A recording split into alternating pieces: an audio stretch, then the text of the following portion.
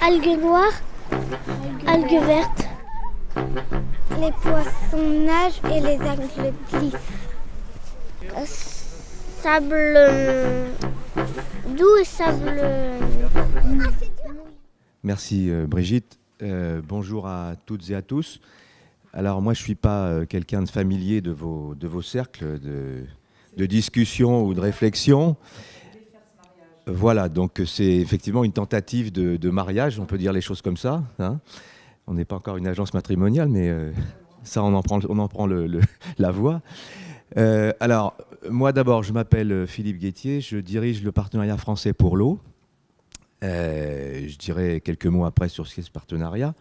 Mais je suis là parce que nous avons été approchés par un certain nombre de fabricants d'hydroliennes fluviales depuis quelques mois.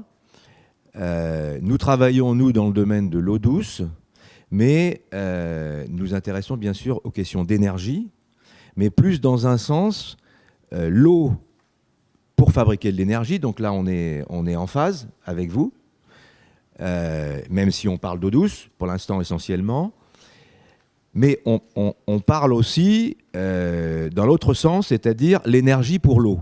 Donc nous, notre cercle, c'est l'eau pour l'énergie et l'énergie pour l'eau. Donc ça veut dire que par rapport à vos activités, on est complémentaires quelque part, mais on est sur une filière, je dirais, ou un cycle un petit peu différent, peut-être plus fermé que ce que vous faites vous. L'énergie produite par, là on a parlé d'hydroliennes marines, l'énergie elle est utilisée pour tout un tas de choses, dont l'eau probablement, hein, dont les traitements de l'eau pour l'eau potable, pour l'assainissement ou autre chose. Mais votre cercle, je pense, votre cycle est plus large que le nôtre. Nous on est vraiment dans le cycle l'eau pour l'énergie, l'énergie pour l'eau. Mais on pense quand même, enfin on en a discuté avec Brigitte depuis quelque temps, on pense quand même qu'il y a peut-être justement un mariage à faire entre ces deux mondes. C'est pour ça que je suis là, pour essayer de voir effectivement avec vous comment on peut créer un lien fort entre ces deux mondes. Alors, le partenariat français pour l'eau, qu'est-ce que c'est d'abord ? C'est la plateforme française multi-acteurs, public et privé, qui agit donc dans le secteur de l'eau au plan international. Et quand je parle du plan international, je parle aussi du plan européen. Ce partenariat, il est constitué de 6 collèges. Alors c'est une structure qui est assez intéressante, bien au-delà de ce qu'il fait, en termes de gouvernance, en termes de faciliter le travail entre des acteurs qui souvent ne se parlent pas. Je pense qu'on constitue un modèle intéressant. Et d'ailleurs, on voit de plus en plus que dans d'autres secteurs que l'eau, il y a des tentatives pour mettre en place de telles plateformes multi-acteurs. Donc, multi-acteurs, pourquoi ? Nous avons 6 collèges. Un collège avec l'État, donc les différents ministères qui sont concernés par les questions liées à l'eau. Donc, ça part du ministère de la Santé au ministère de l'Environnement, ministère des Affaires étrangères, etc. Avec les principaux établissements publics liés à ces ministères, l'Agence française pour le développement, peut-être on y reviendra, les agences de l'eau, l'Agence française pour la biodiversité, d'autres. Ça, c'est notre premier collège. On a un collège d'entreprise. Nous sommes nés il y a 10 ans. Nous allons fêter d'ailleurs bientôt, dans quelques semaines, nos 10 années. Le collège des entreprises, il est constitué des grands groupes de l'eau, Suez, Veolia, SOR, EDF, si on parle d'énergie, mais aussi de plus en plus de start-up, de PME, de TPE spécialisées dans le domaine de l'eau. Et justement, dans nos nouveaux membres, nous avons des constructeurs d'hydroliennes fluviales. Et on voit émerger ce secteur qui vient nous rejoindre. J'y reviendrai. Notre troisième collège, c'est un collège des institutions de recherche. Donc je pense que là aussi, quelque part, nos deux familles se croisent, de formation et d'organisation professionnelle du secteur de l'eau. Le quatrième collège, c'est un collège de collectivités territoriales et de parlementaires. Notre président, d'ailleurs, est un parlementaire. C'est M. Launay, qui est député du Lot et qui est en même temps président du Comité national de l'eau. Nous avons un collège d'ONG, donc ça c'est intéressant. Dans le secteur de l'eau, il y a effectivement une grande famille d'ONG qui intervient à l'international. Il est très important que ces ONG travaillent avec tous les autres acteurs, parce qu'en fait, j'y reviendrai aussi, la gestion des infrastructures à l'international, et en particulier dans les pays en développement, nécessite une connaissance des populations, nécessite un accompagnement des populations, une connaissance de leur culture, une connaissance de leur savoir-faire dans le domaine de l'eau. Et donc les ONG sont là justement pour apporter ce côté humain, ce côté social et culturel. Et enfin, et ça c'est une particularité, les 5 collèges que j'ai cités sont constitués d'organisations qui sont de statut français, juridiquement. Mais notre dernier collège, c'est un collège d'experts qualifiés qui peuvent être français ou étrangers. Et ça, c'est très intéressant d'avoir une vision autre que française dans ce dispositif. Donc, vraiment une plateforme multi-acteurs. Quels sont les jobs de cette plateforme? Essentiellement, deux types de jobs. D'abord, faire du plaidoyer au plan international pour que l'eau soit vraiment une priorité au plan mondial, et en particulier au niveau des Nations Unies. Et le deuxième job, c'est de valoriser les savoir-faire français, publics et privés.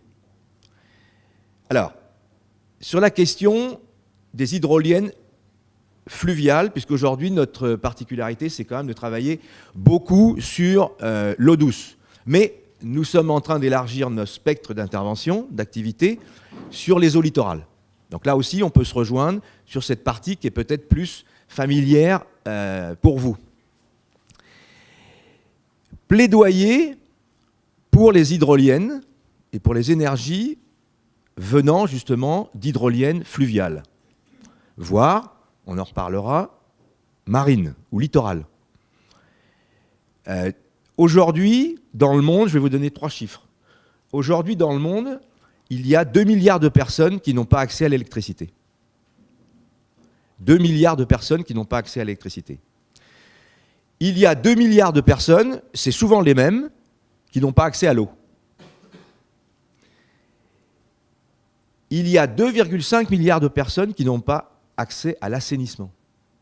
Je donne juste 3 chiffres. En 2017,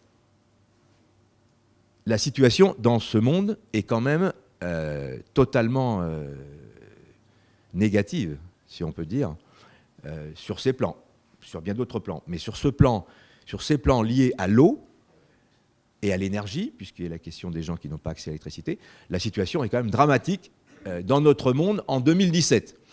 Donc, nous plaidoyons, nous ne sommes pas les seuls, bien sûr, mais nous, aux Français, nous sommes probablement la plateforme qui fait du plaidoyer au niveau international, donc au niveau des Nations Unies, ou au niveau d'autres enceintes, moins officielles, pour que ces chiffres changent, évoluent dans le bon sens.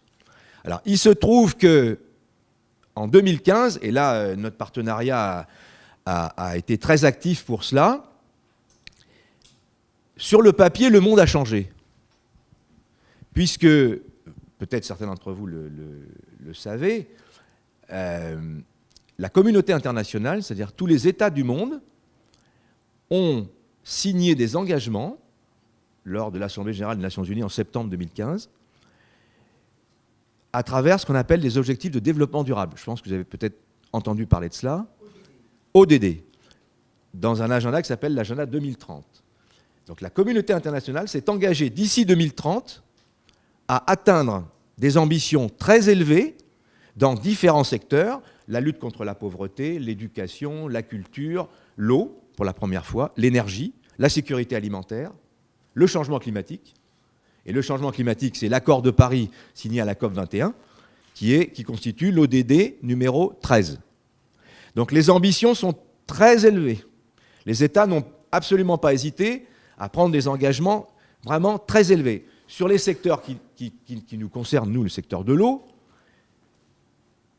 les engagements visent à ce qu'en 2030, l'ensemble de la population ait accès à l'eau potable. Ça veut dire d'ici 2030, et la population va évoluer entre 2015 et 2030, ça veut dire passer à un stade aujourd'hui où on a 2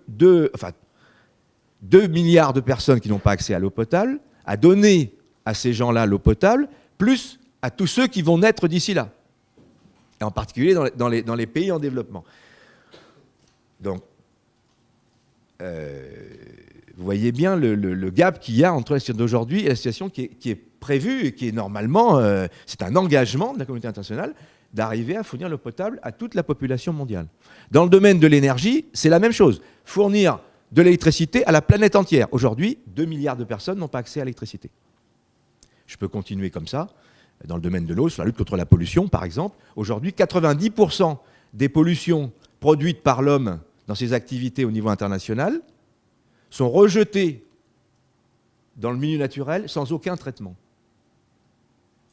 Donc, il y a des engagements politiques qui sont pris, qui sont là. Maintenant, il s'agit que cette même communauté qui a pris ces engagements fasse tout ce qu'il faut faire pour l'atteinte de ces objectifs. Alors, tout ça est compliqué. Tout ça maintenant de la responsabilité des États qui doivent mettre en place des politiques justement pour permettre l'atteinte des ambitions fixées. Alors, ça c'est le rôle des États. Ensuite, évidemment, la mise en place réelle sur le terrain des infrastructures, des politiques, des projets. Eh bien, qui va le faire? Ce sont les collectivités territoriales, ce sont les villes, ce sont les entreprises, ce sont les agriculteurs, ce sont tous les acteurs, finalement, non étatiques, qui vont devoir, avec le soutien, justement, des États, des bailleurs de fonds internationaux, qui vont devoir mettre en place tout cela. Donc, sur le papier, on peut dire qu'aujourd'hui, il y a une révolution qui a été faite en 2015. Il y a 15 années pour atteindre les objectifs. Donc ça veut dire que tous les savoir-faire, pérennes, efficaces, fiables, ont leur place. Et en particulier, pourquoi pas, les hydroliennes fluviales, voire marines. Donc il y a un créneau important, et là je m'adresse, je sais qu'autour de cette table, il y a un certain nombre de représentants du monde des entreprises, mais aussi, au-delà de ça, du monde de la recherche, on vient de le voir avec la présentation précédente. Il y a là une opportunité pour nos savoir-faire français d'être valorisés au plan international, d'être reconnus aussi en France par les autorités politiques françaises pour justement permettre une valorisation la plus importante possible. Le partenariat français pour l'eau peut jouer un rôle. Déjà, il peut, le partenariat français pour l'eau, je reviens un tout petit peu parce que je n'ai pas beaucoup développé, il a trois sujets, je dirais, à son arc. D'abord, plaidoyer. Donc, il peut faire du plaidoyer pour des énergies liées à l'eau et pouvant être utiles à l'eau, type hydrolienne.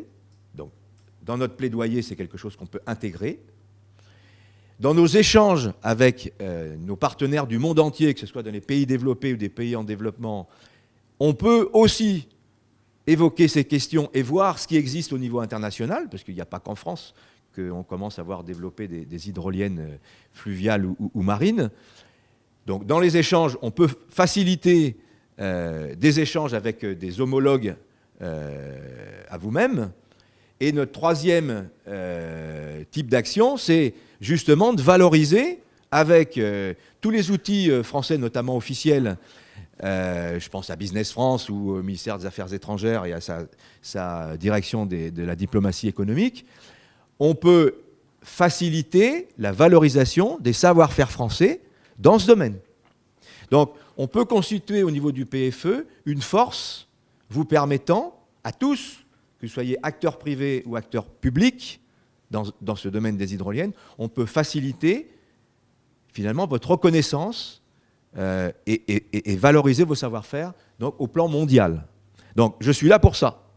Je suis venu ce matin, après avoir discuté avec Brigitte, en disant qu'il y avait probablement un petit créneau ou un grand créneau sur lequel nous pourrions travailler ensemble. Donc voilà, je ne vais pas aller beaucoup plus loin. Je pense que la proposition est assez claire. Je suis à votre disposition. Brigitte, je pense, alors je ne sais pas comment matériellement sur votre site web, vous pourrez mettre mes coordonnées, les coordonnées du PFE, etc. Hein, mais nous sommes à votre disposition et je suis à votre disposition en tant que directeur général de ce partenariat si vous pensez qu'il y a des choses à faire pour valoriser cette filière. Je vous remercie. Merci beaucoup, Philippe. Bravo.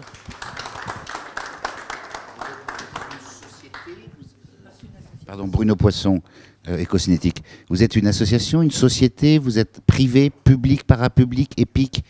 Ah ben voilà, la bonne question. Nous sommes une association, loi 1901, tout bêtement, tout simple, avec une gouvernance, avec un conseil d'administration et un bureau. Nous sommes, comme j'ai dit tout à l'heure, donc sur une gouvernance équilibrée. Donc nous avons les 6 collèges avec des acteurs publics et privés. Dans notre conseil d'administration, nous avons un équilibre dans la représentation de chacun de ces 6 collèges, puisqu'il y a 4 représentants par collège dans notre conseil d'administration, et il y a 1 représentant par collège dans notre bureau. Et les décisions sont prises de façon totalement équilibrée. Il n'y a pas prééminence d'un acteur sur un autre. Est-ce qu'il y a une autre question pour Philippe? Christophe Meunier. Oui, Monsieur Borloo a un grand projet d'électrification de l'Afrique. Est-ce qu'il est entré en contact avec vous? Enfin, est-ce que c'est une des pistes qu'il pourrait explorer pour ces projets? Alors effectivement, nous sommes en relation avec Jean-Louis Borloo, que moi je connais bien puisque j'ai travaillé pour lui au ministère de l'Environnement. Lui, il a un grand projet d'électrifier, de fournir de l'énergie en fait à toute l'Afrique. Oui, le lien, il existe avec ce que l'on fait, mais nous, le croisement, c'est l'eau. Hein. Donc, effectivement, il y a un lien avec lui, et il y a un lien, je pense, à une association aussi que vous connaissez certainement, qui est assez liée à EDF.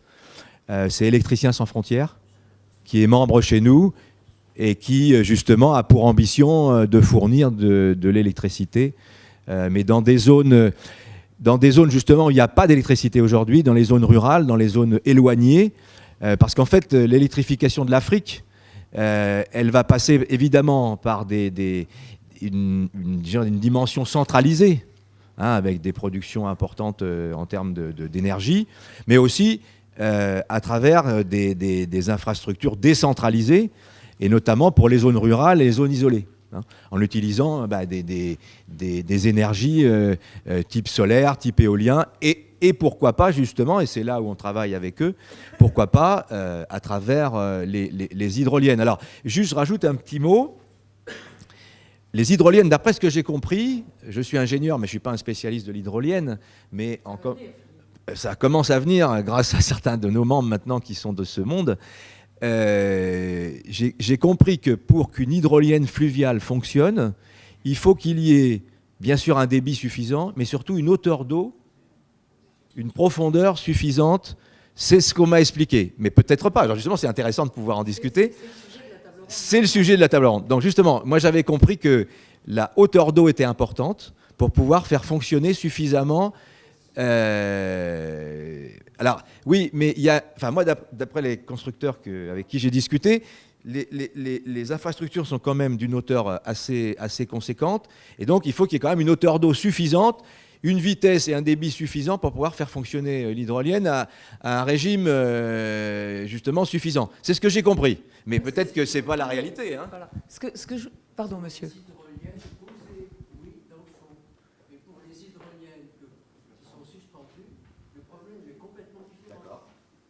Donc, écoutez, merci beaucoup, monsieur, de cette réflexion. Il y a 2 informations que Philippe Guettier vous a données, vous a délivrées. La première, c'est qu'il y avait un souhait du monde de l'eau, par l'intermédiaire du partenariat français pour l'eau, de rencontrer les acteurs de l'énergie. C'est quand même un bon point. Ça fait, on est en 2017, et jusqu'à maintenant, ça ne s'est pas fait. Bon. Donc, on le fait. Un petit peu, non, mais bien évidemment. Mais Philippe, sur les gros producteurs d'énergie comme EDF. Voilà. Mais ce ne sont pas les seuls. Donc ça, c'est le premier point. Le deuxième point, Philippe Guettier et l'ensemble de ses partenaires sont prêts les hydroéoliens, voilà, bon, enfin en tout cas le monde, voilà, merci, absolument. Les turbiniers, je cherchais le mot. Les turbiniers, je vais dire, à la fois à être portés en partie par l'international et à l'international, et en même temps, si on fait la remarque, qui à mon avis est une remarque importante, c'est que, indépendamment de DCNS Énergie aujourd'hui, qui a effectivement une capacité de projection vers l'étranger, les petites entreprises, des hydroliennes fluviales notamment, l'ont également, mais d'une autre manière. Et je crois que ce sujet est un sujet qui va être abordé maintenant à travers la table ronde, qui va être animée par Valérie Laramé de Tannenberg du journal, qui est le rédacteur en chef du journal de l'environnement. Et je crois que ce passage, si vous voulez, à l'acte entre l'eau et l'énergie, à travers le partenariat français, à travers le cluster maritime, et surtout, si je puis dire, à travers les acteurs qui sont ceux qui vont faire cela, je veux dire, c'est indispensable aujourd'hui de le faire. Que l'on soit ou pas avec ou sans soutien des pouvoirs publics. On n'est plus dans ce domaine. Je crois qu'il faut changer de monde. Voilà, c'est tout. Ils nous aident de temps en temps, et puis on se prend en charge. Je complète juste un tout petit peu. Nous, ce qu'on peut vous apporter, donc nous ne sommes pas les pouvoirs publics, même si les pouvoirs publics font partie de notre association, nous ne sommes pas les pouvoirs publics. Donc ce sont les acteurs français de l'eau qui se sont organisés justement pour pouvoir porter leur parole et porter leur savoir-faire à l'international. Donc pour des petites entreprises, des PME, des TPE, des start-up, ce qu'on peut faciliter pour vous, c'est la mise au... comment dire ça, faciliter le fait d'aller vers l'international. C'est-à-dire que nous sommes une grande famille, nous avons 130 membres, nous sommes présents dans tout un tas d'enceintes, nous sommes présents dans tout un tas d'événements au niveau international, que ce soit des événements complètement officiels à New York aux Nations Unies, dans les COP par exemple, ou des événements moins officiels comme les forums mondiaux de l'eau par exemple. Nous pouvons faciliter votre visibilité dans ces événements-là, vous emmener avec nous, avec la famille des acteurs de l'eau français, pour pouvoir justement vous rendre visible, vous permettre d'accéder à des événements justement dans des sessions, dans des side events, pour pouvoir intervenir devant un panel de gens, des décideurs en particulier du monde entier, qui peuvent être intéressés pour utiliser justement une technologie comme l'hydrolienne. Donc ça, c'est quelque chose qui est assez facile. Je dis tout de suite, ça ne coûte pas cher. Devenir membre de notre association, c'est pas cher.